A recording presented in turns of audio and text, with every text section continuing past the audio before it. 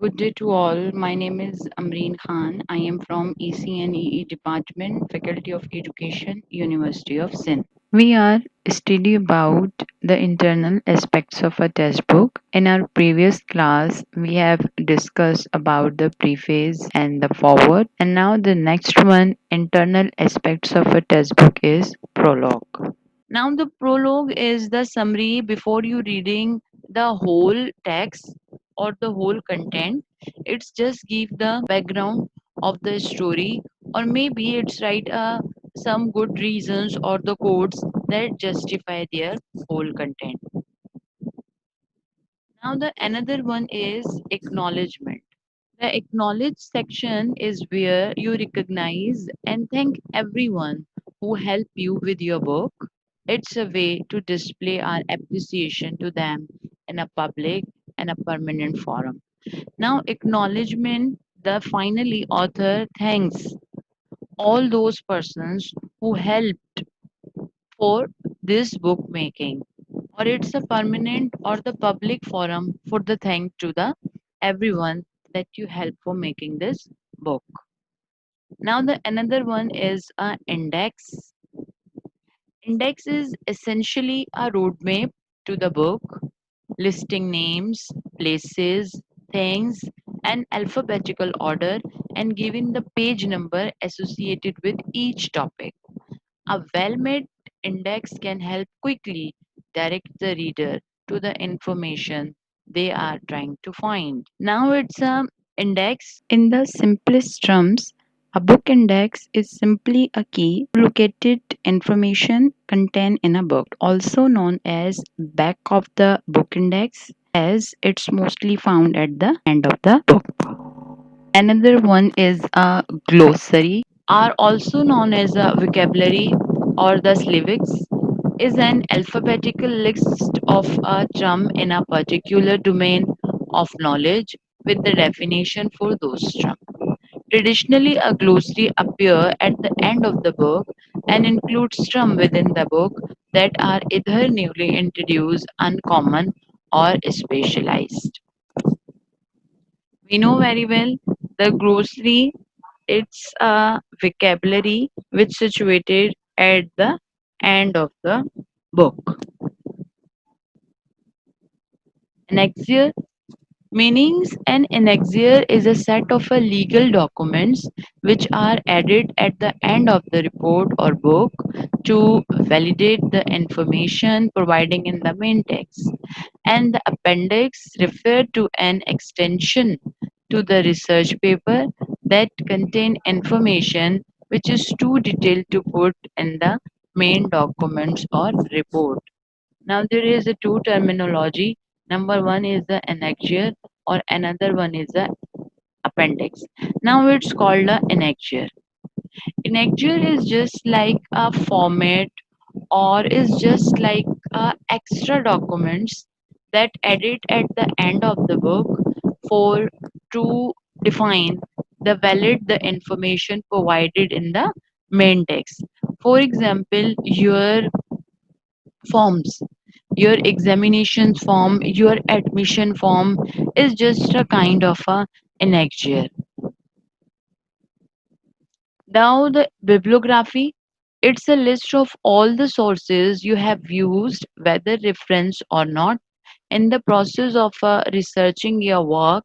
In journal, a bibliography should include the author's name, the title of the works, the name and the location of the companies that publish your copies of the sources. Basically, the bibliography are the references. Okay, where you find the content of this book, what resources you have used, what authentic information you included in your content. The bibliography is commonly called a references.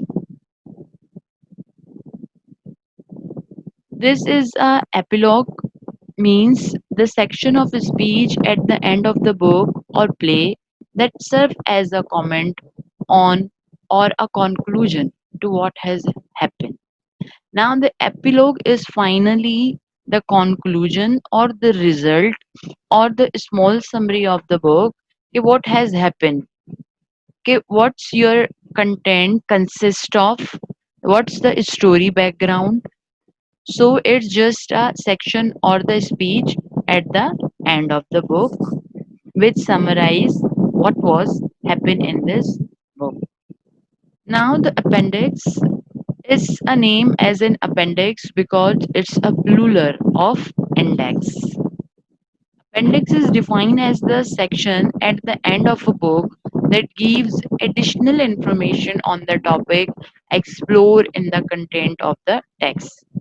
An example of an appendix is pages at the end of the book containing other informational text about the topic. Another one is table, map, diagram, picture, and the photos. Table typically contain related data in a series of a worksheet, rows, column that have been formatted as a table map. Of course, the table consisted of a rows and columns, the diagram. Simplify drawing showing the appearance structure of a working of a something, a schematic representation. Now, what is the picture? Represent a photograph or a picture and photo in a sketch, which is represented in a book for showing important that unit. See, it's called your diagram. It's a periodic table of a element. This is called the diagram. जी. It's showing the simple structure or the working, but it consists of a schematic representation. Means it arises from your scheme. Let's see the picture or the photo or the photograph that represented in the book for showing that the important unit. The picture gave the representation in book for showing important unit. Okay, G. Chapter fourth chapter that we have completed now. Do you have any question? You can ask me. Ma'am glossary को आप थोड़ा explain करें.